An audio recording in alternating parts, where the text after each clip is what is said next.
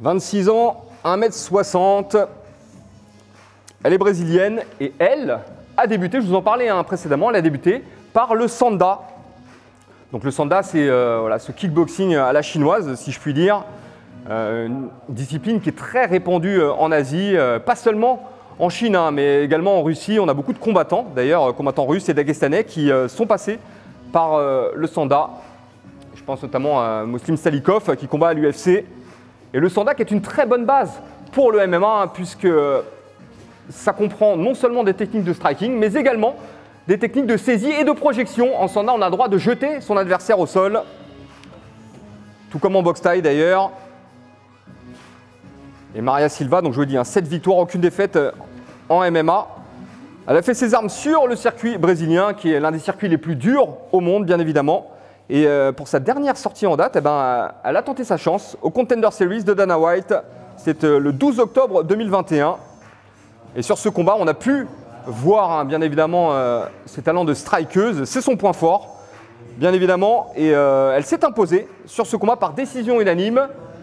Mais apparemment, elle n'a pas été signée directement à l'UFC. On vous rappelle comment se passent les Contender Series de Dana White. Les combattants ont l'occasion, sur un combat, d'impressionner le président de l'UFC et de signer directement avec l'organisation. Alors, Maria Silva s'est imposée lors des Contender Series, mais n'a pas signé avec l'UFC. Maintenant, elle a une belle opportunité ce jeudi contre Ewelina Wozniak, une autre combattante invaincue. Et en cas de victoire, je vous l'ai dit, elle pourrait très bien être propulsée dans l'octogone. Donc une combattante qui s'illustrait à l'origine en Sanda et son coach Marcos Batista est venu assister à l'un de ses combats, accompagné de Viviane Soukouri, que vous connaissez peut-être, ancienne combattante de l'UFC.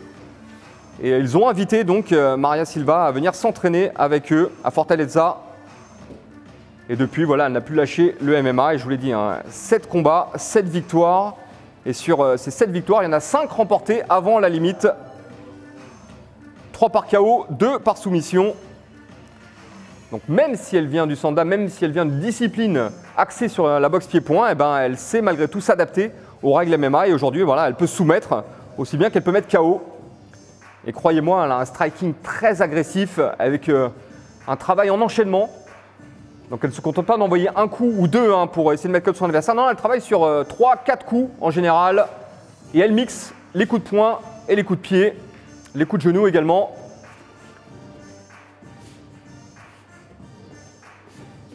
Il faudra faire attention également à son jeu de jambes, parce que c'est la force des grands strikers, c'est qu'ils se déplacent énormément et sont très durs à toucher.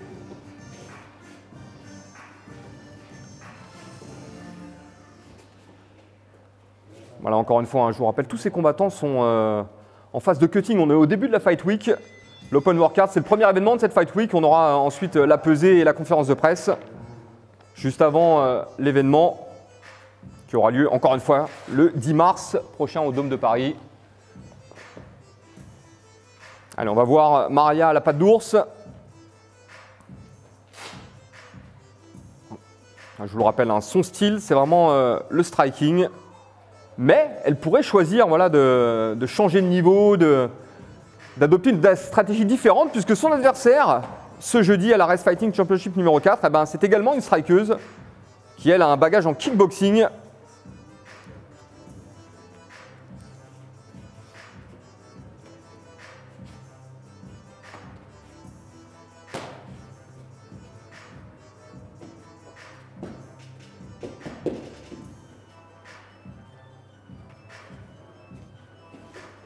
Allez, c'est parti.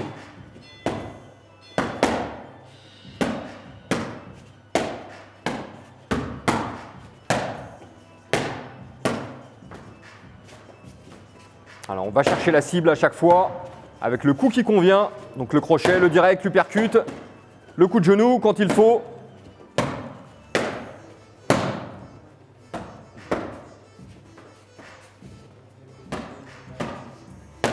Et je vous le rappelle, tout ça est autorisé bien évidemment en MMA, vous le savez.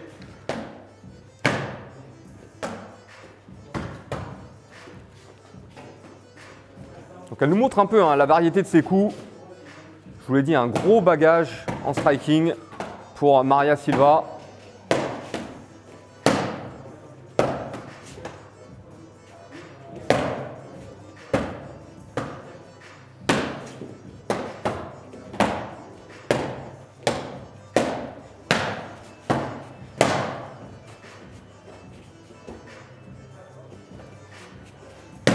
Quelques esquives et derrière, toujours le bon coup hein, par rapport à la cible qui se présente à elle.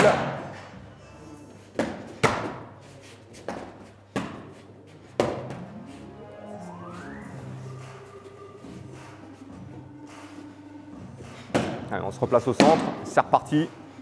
Et comme tout à l'heure hein, pour Pietro Pedini, on voit petit à petit voilà, les coups qui s'accentuent, la puissance développée par Maria Silva.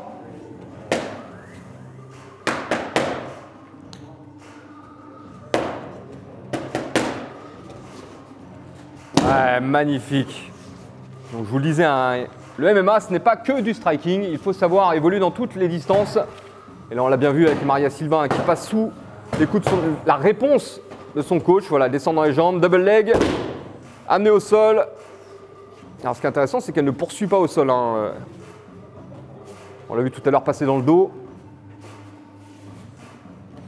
Maintenant, je ne vous cache pas que le jour du combat, si elle a la possibilité de prendre le dos de son adversaire, elle le prendra. S'il y a moyen d'étrangler, elle étranglera. Je vous rappelle aussi l'une des particularités hein, de l'Ares FC, c'est qu'il y a des bonus à récolter.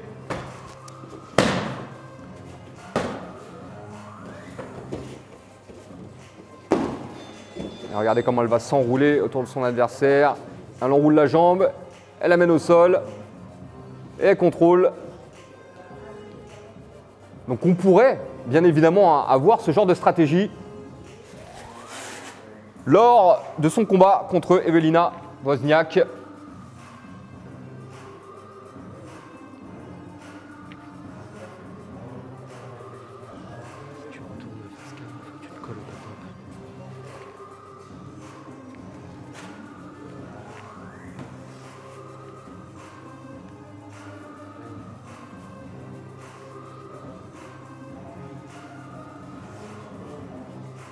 Donc Maria Silva, l'Open Workout RSFC numéro 4.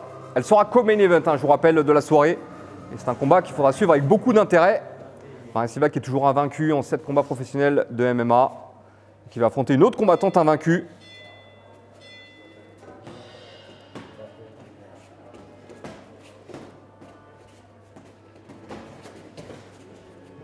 Allez, on va boxer maintenant. Donc là, on est vraiment en phase de simulation de combat.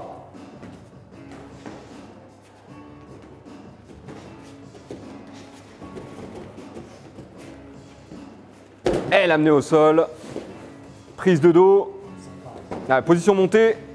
Et on frappe bien sûr le Ground and Pound. On rappelle qu'on peut terminer le combat hein, de cette manière. Attention à ne pas se faire renverser. Elle reste en contrôle. Elle isole un bras pour le crucifix.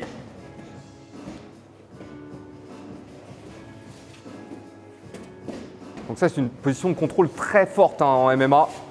J'ai vu plusieurs combats se terminer de cette manière. Et regardez, un travail de position. Prise de dos, encore une fois, les crochets sont placés. Donc les pieds hein, qui viennent se glisser au niveau des hanches pour éviter d'être délogés et conserver la position. Et dans cette position, une position très avantageuse bien évidemment, hein, on peut frapper, bien évidemment, mais on peut également soumettre. On avait coutume de dire à l'époque hein, que lorsqu'un Brésilien prenait votre dos, le combat était terminé. Alors ça a changé depuis, hein, parce que tout le monde a appris les techniques de Jiu-Jitsu. Malgré tout, lorsque vous avez un expert de JJB dans votre dos, il y a fort à parier que vous passerez un moment dans cette position. Et donc ça pourrait être l'une des stratégies hein, adoptées par Maria Silva lors de l'Ares FC 4, sachant que son adversaire est également une strikeuse, donc elle pourrait choisir d'amener le combat dans un autre domaine, à savoir le sol.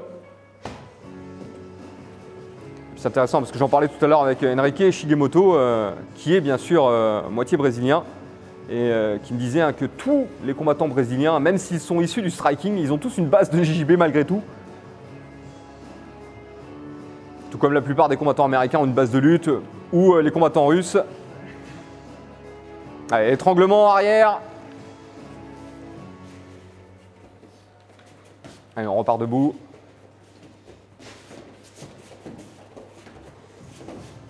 Et encore une fois, voilà, ces phases de corps à corps très importantes. Et regardez, encore une fois, hein, elle réussit à amener son adversaire. Et tout de suite, le réflexe de prendre la meilleure position, à savoir la position montée. Depuis cette position, elle peut frapper son adversaire Ce dernier n'a pas trop d'autre choix hein, que ou récupérer une jambe ou donner son dos s'il prend trop de coups. Et s'il donne son dos, eh ben, il s'expose à un étranglement. Et là, regardez, Americana, donc clé d'épaule, qu'on peut appliquer depuis la position montée. Magnifique. Maria Silva, très belle démonstration. Maria Silva, co-main event de l'Ares FC numéro 4. À retrouver donc le 10 mars au Dôme de Paris.